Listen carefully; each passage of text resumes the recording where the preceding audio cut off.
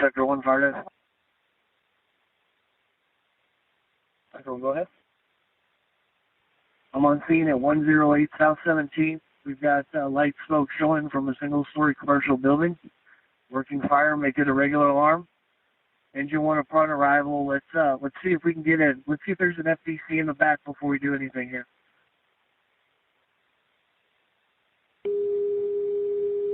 That's right. I'll be establishing 17th Street Command. Regular alarm at 108 South 17th. 108 South 17th.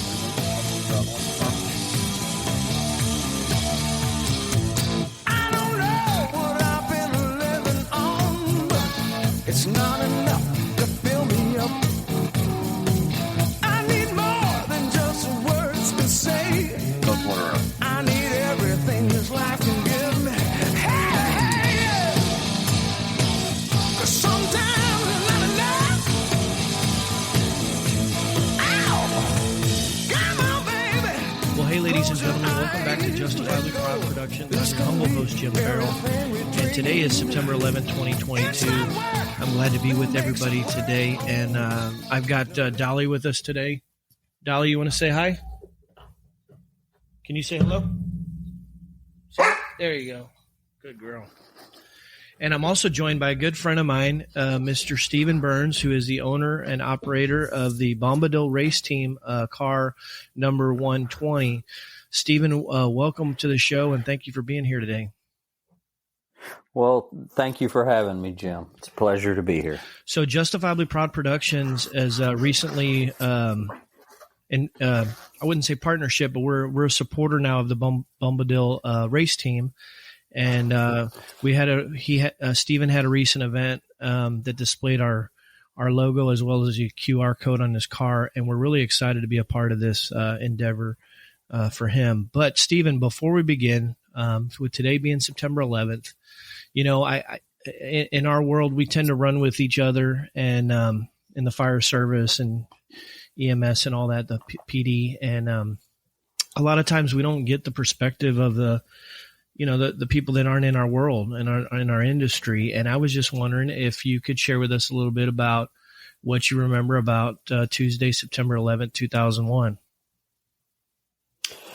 Yeah, sure. First, let me say that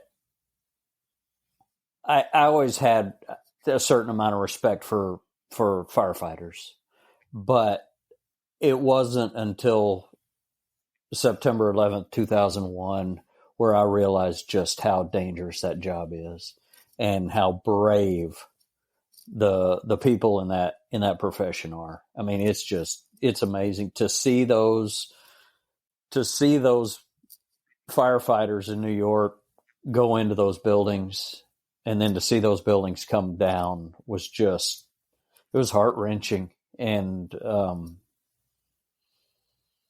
God, the courage that takes. So let me say thank you to you, Jim, for what you do, and to all of the men and women in your profession. It's an amazing profession. I mean, amazing thing that y'all do. So thank you for that.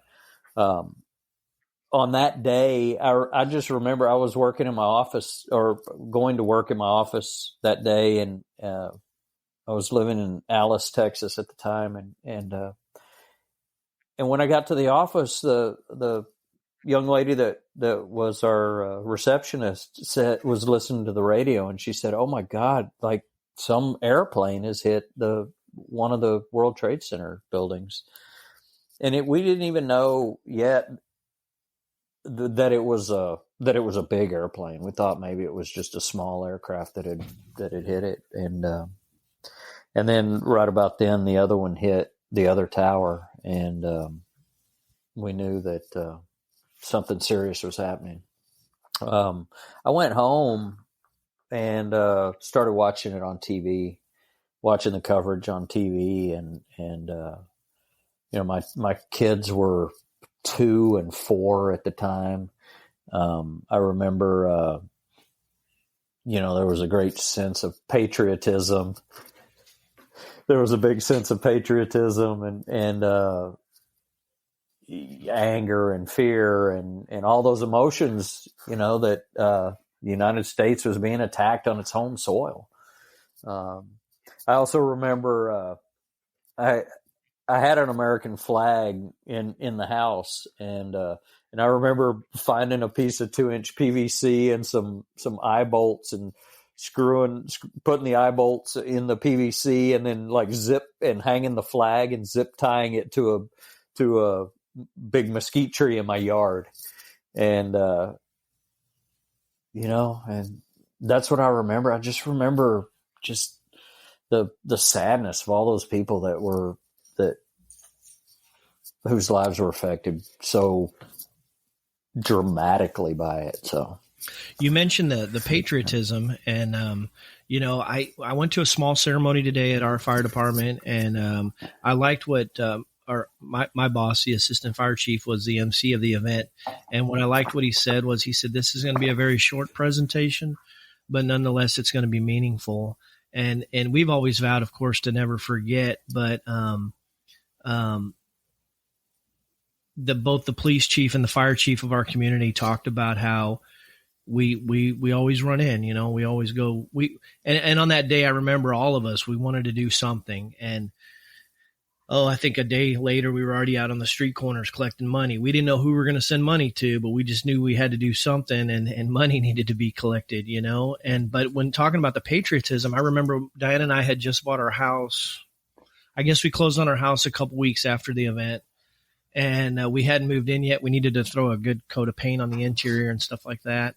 And I was listening to the radio, and President Bush came on the radio, and he ended his – talked about – this was about 30 days after the event, and he talked about how they're going to head over to wherever and do what they need to do. And he said, let's roll, and I think that really helped the grief process. You talked about the anger, the fear, and all that stuff. And the patriotism, of course, really ramped up after that event. And so you and I weren't around for Pearl Harbor, and then today at the event, the police and fire chief are talking to brand new firefighters that weren't alive. We have 18, 19, 20-year-olds, that were not alive during 9/11. And it's like, whoa, number one, time has flown by.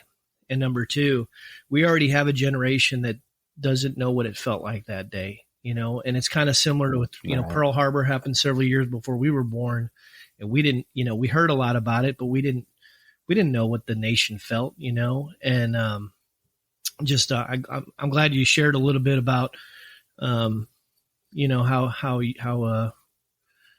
it was a part of your life. So thanks for that. Yeah. What was amazing too is any like political bickering, any of that kind of bipartisan,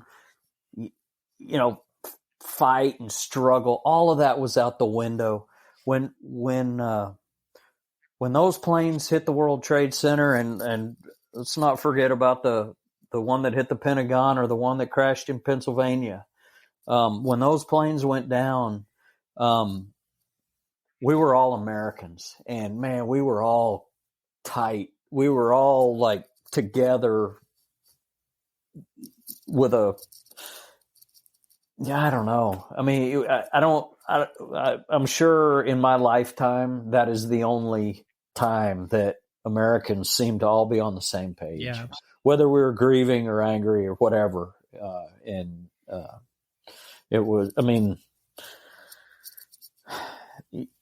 you like to think that out of every tragedy, some good comes out of it. And I think that togetherness was a little bit of goodness that came out of just a horrific tragedy. Yeah, for sure. United we stand. I mean, that's what it was,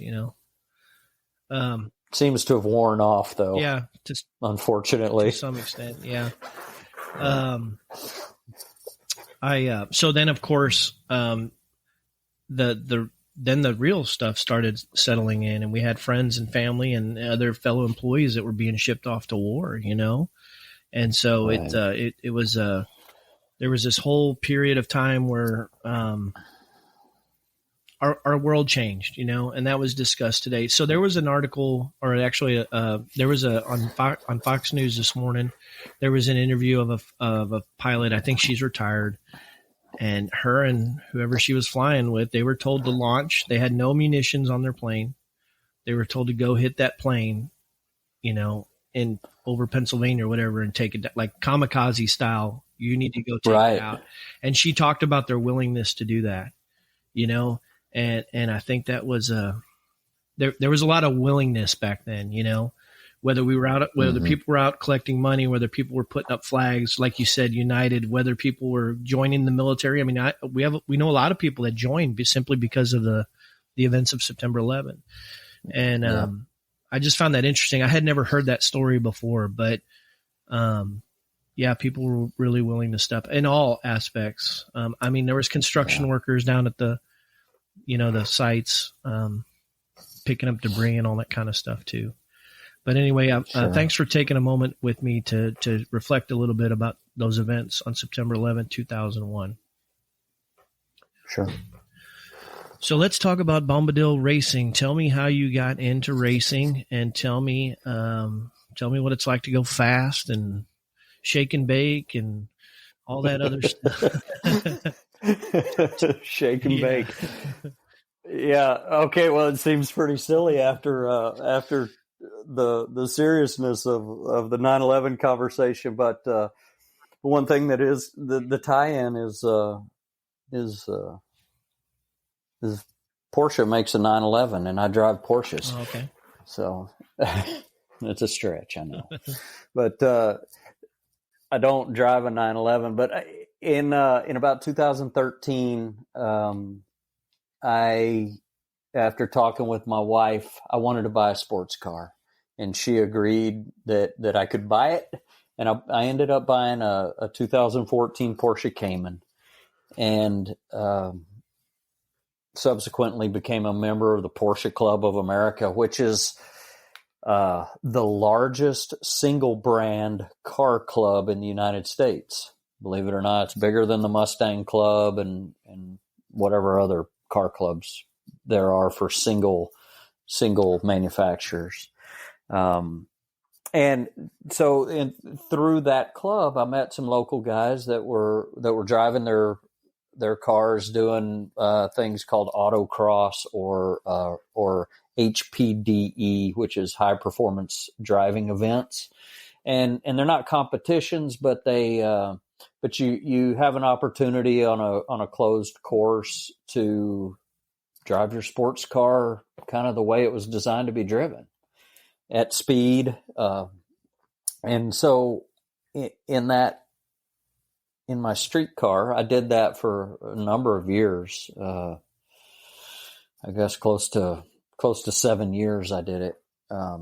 And getting better and better, and going to different tracks around Texas and kind of the South and Southeast United States, and driving my street car at speed on these tracks, and learning about apexes and cornering speed and all that stuff, and then at the beginning of this year, let me back up. About 2 years ago, I wanted to buy a dedicated race car. I was reaching kind of the limit of what my street car would do, and I didn't want to turn my street car into a race car. And so I ended up buying a 2020 Porsche. It's called a 718 GT4 Club Sport MR. And basically it's a Porsche built race car that's based on the newest version of the Cayman. It has a 4-liter flat 6 engine, so it's 6 cylinders. Wow. Makes about 425 horsepower. And it has all of the safety equipment of a race car: full roll cage, fire suppression system, racing seats with shoulder harnesses and lap belts and all of that. And it's really light and it's really fast. And then at the beginning of this year, I started racing competitively. And so that's kind of the quick and dirty version of how I got to where I am right now. So tell me, forgive me, but what is at speed? Is that like the maximum speed that car would go, or what does at speed mean? At speed means as fast as I can drive it. Okay. So, I guess, on a racetrack, there are no speed limit signs. The only speed limits are in the paddock or on the pit road, the pit lane, where they have speed limits for safety of crew and spectators. But so at speed is foot on the floor. What was the fastest you were able to go in your street Cayman? I think at the track in New Orleans, I got up to about 130 there, and maybe Circuit of the Americas in Austin on the back straight, about 130, 135. And in your club sport? In my new car, a little over 150. Oh, wow. I'm not looking at the speedometer. When I reach my top speed, my foot is coming off the gas and going directly to the brake to slow down enough to make a turn, usually. So, right. But the data that I see, because I have a device in the car that collects all kinds of data: throttle position, brake pressures, and lateral G's and things. So data shows about 150, 153, something like that. Now, when you started off, it's pretty quick. Yeah, when you started off competitively, you didn't really know how it was going to go, but you've had some success. Is that correct?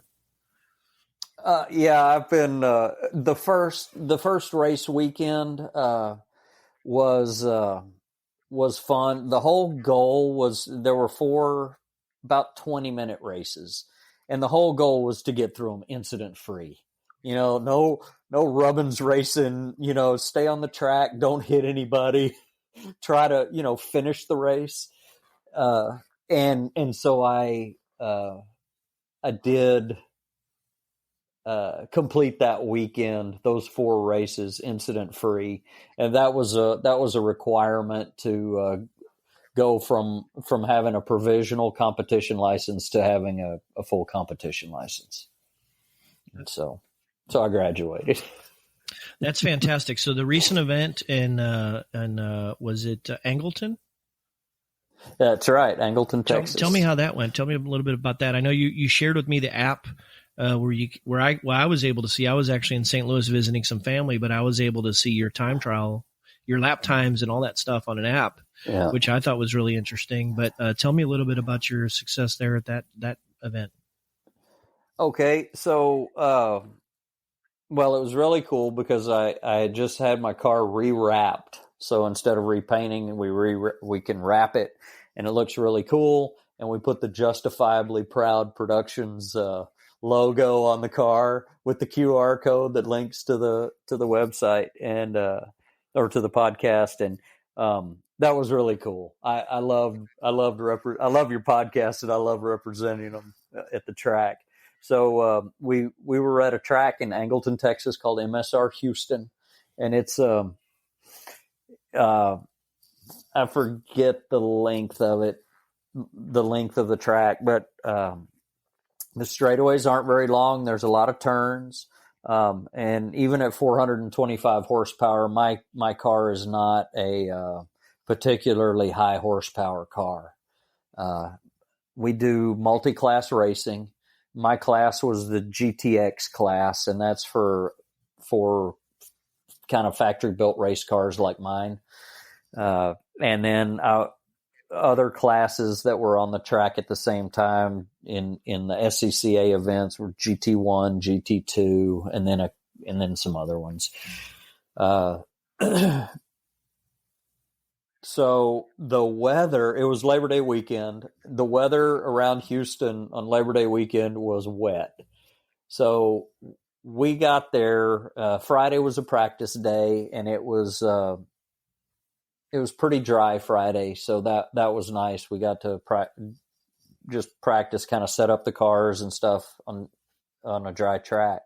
Saturday it rained all day, so our only race on Saturday was an actual race in the rain. So we have special rain tires that we use. The rubber, at least on my rain tires, the rubber is really soft and it has deep grooves, deep tread pattern to really push the water away from the tires, to get the water out so you don't hydroplane. But it's still very challenging. My car, it has adjustable ABS brakes, so I can set how sensitive the ABS is. So in wet conditions, and I also have traction control, so that kind of keeps the rear tires from spinning. So I kind of had an unfair advantage over all the other cars in the rain. A lot of them, there were a couple of all-wheel drive cars and some more modern race cars in that race, but the ones that could really challenge me were, they didn't have ABS or traction control. They were pretty high horsepower cars, so they had trouble getting on the gas without spinning the tires. And so I was able to get a lead pretty early, and then nobody could really catch up to me. That's awesome. So I won. I was the only car in my class, so if I finished the race, I won my class. But in that race, I won overall. So I took the checkered flag first. That was the first time I've ever done that. That's fantastic. Did you do spin out afterwards and all that? No, I didn't. They frown upon that. Did they bring you a big glass of milk to drink? No? I didn't kiss the bricks. I didn't climb up a fence. No, I wasn't spraying champagne over anybody. I got a little plaque that says first place. That's awesome. And a handshake. Yeah. Okay. So then, day 2, we had 2 races on Sunday, and they were both dry races. So we put the slicks back on the car, and I started for the first race. I started in the second position. So we do a rolling start. We're side by side. There's 1 and 2. You have pole position, and then whoever is second is next to them, and then you line up 2 by 2 all the way back, and you just kind of drive. You drive around, and the person that's starting first in pole position, they kind of dictate the pace, and then you just watch for the person on the flag stand to throw the green flag, and then you go. So you're going about 35, anywhere from 30 to 50 miles an hour at the start, depending on the person starting first. And so this was a high horsepower car that was starting first. So I didn't have enough power to drag race him down the straightaway. My goal was to just try to slot in behind him and then maybe have an opportunity to pass him at some point. But so that's what I did, and I was never able to get around him. Wow. Another car passed me, but at some point they had some mechanical issues, and so I got second place back that way, and ended up finishing second in that race. So when you're on the track, Stephen, you're with all different types of cars, Mustangs. Yep.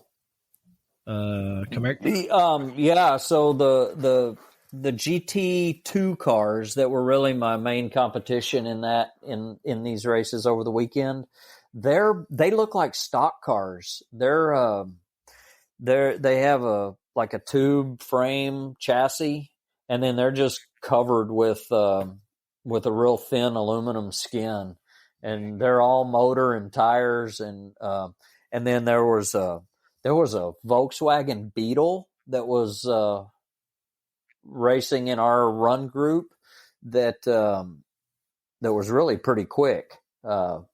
And then I think there was like a Nissan 3000 GT. I don't know what. Nissan, 300ZX or something. And then there was an Audi. And yeah, so it was just a whole bunch of different. They try to group them by kind of by speed. Really, it's horsepower to weight ratio and some other things. But they don't want really slow cars on the track with really fast cars, because those closing speeds can be dangerous. And tell me about that. the camaraderie with your owners group as well as at the track. Tell me a little bit about that, if you don't mind. No, not at all. So that was one of the things that I did not expect when I started doing this. Even when I was doing the HPDE stuff, and I got to be friends with some guys from around here, and they were actually racing. And a lot of the events we went to, they had competitive racing and HPDE events.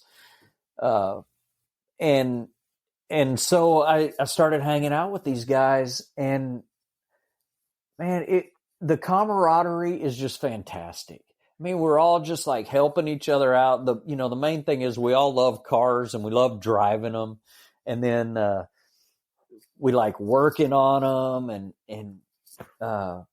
and we just have a great time, whether like over the weekend. I mean, it was one of those races. It was raining. We just hung around. It was raining all weekend. Well, all day Saturday.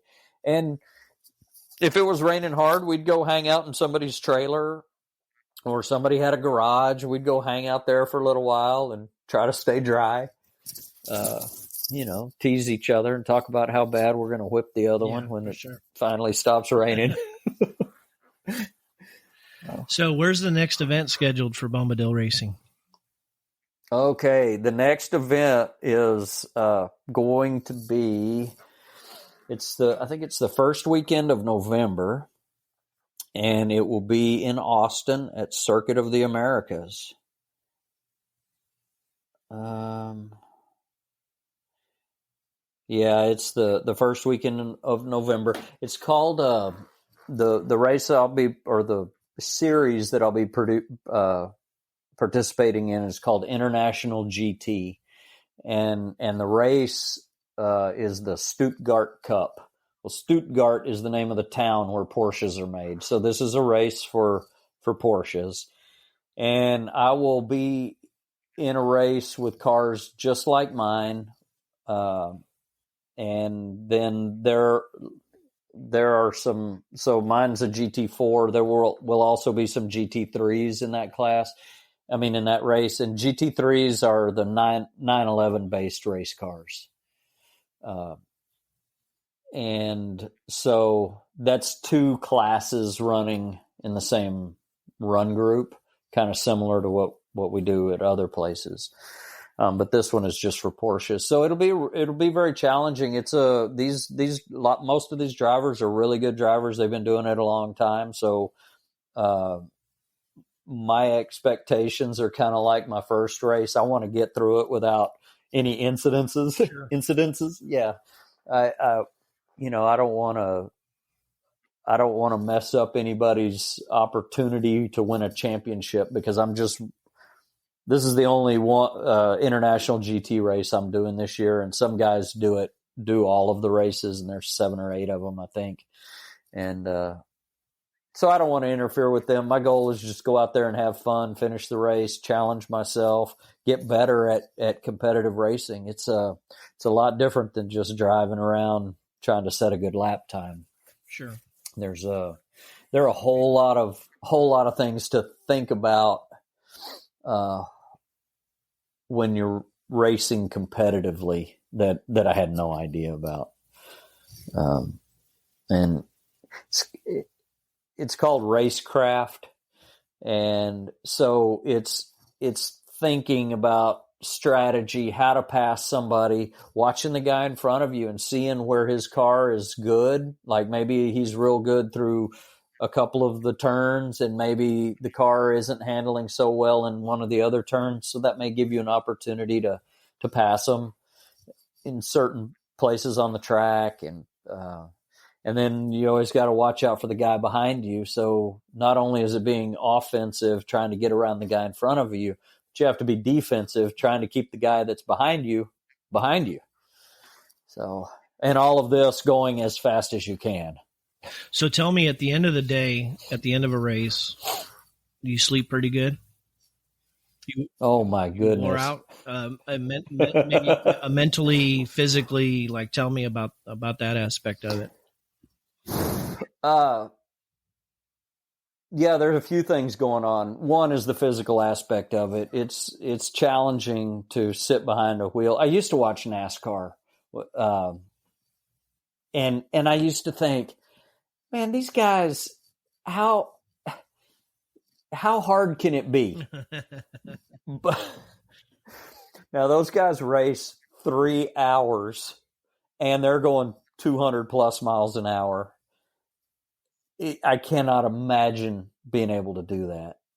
Now, I mean, some of my races, I've participated in 30-minute races, and they're tough. So physically, it's challenging. It's demanding. What I didn't know is how demanding it is mentally.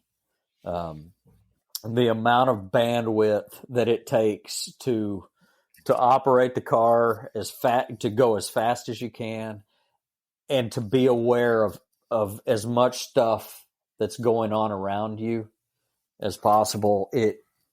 That's a part that's hard to train for. It just takes time being in the seat and doing it to train yourself for that. I guess there are modern ways to do it with race simulators, things like that, but who has time for that? Right. And then, so that all that stuff makes it easy to sleep at night. But then the nervousness, the butterflies about, well, how am I going to, what am I going to do to be better than the guy that beat me today? If it's Saturday night and I'm thinking, okay, that number 67 car was faster than me today. How do I get around him tomorrow? So then there's that stuff going through my head, which makes it harder to sleep. But, so I did figure out on Sunday, I lost to a car, or came in second behind the car in the first race. And in the second race, we were starting side by side again, with him on pole and me on the outside. And so in the second race, I thought, if I'm going to get this guy, I got to get him on the start. I got to get ahead of him at the start. And the way we were running this track, we were running it clockwise. And so the first turn is like a left hand, kind of a bit of a left-hander. And I had to get around him before that turn. And so I was watching the person on the flag stand. And I had a guy on the radio that was going to tell me right when the flag person started to move the flag. And so I was watching for the flagman to just start raising their elbow. And right when the guy in my ear and I saw the person moving the flag, I just stomped on it, and I got a jump on the guy and got around him at turn one and was able to just slowly pull away from him. And so that second race on Sunday, I was able to take the checker again and get another first place overall, which was nice. That's fantastic. Stephen, on behalf of Justifiably Proud Productions, thank you. We are honored to have our logo on your car and for you to help us with our endeavors. And as we hopefully help you with yours, we wish you the best in all of that. And we'll probably have a follow-up in the near future. Listeners, Justifiably Proud listeners, if you want to follow Bombadil Racing, you can follow them at Bombadil Racing on Twitter. And Stephen, thank you so much for sharing a little bit of your story with us today. This episode was meant to be the importance of having something else to look forward to. I mean, no matter what it is, whatever industry you're in or whatever, I tell my wife I need to have a life after 5 o'clock, and if it's constantly just going to work, well, no matter what you do and just doing that, I mean, it's really important to have, I wouldn't call what you do a hobby. I think it's more than that, but it is important to have something to look forward to, at least for the end of the week, or something to look forward to keep your spirits up and in the way the rat race is and all that stuff. Well, I will say it absolutely is a hobby. Nobody's offering to pay me to do it. Not yet. Not yet. Not yet. That's right. Yeah. To the listeners, Jim seems to think that Roger Penske's going to give me a call one of these days and offer me a big old contract. Yeah, I have faith in that. But I do a lot of work. I'm a rancher. We run cattle. We do a lot of work, and this is so far from what I do for a living that it just it's a total escape from that, from the from the day to day of my job, and it's fulfilling.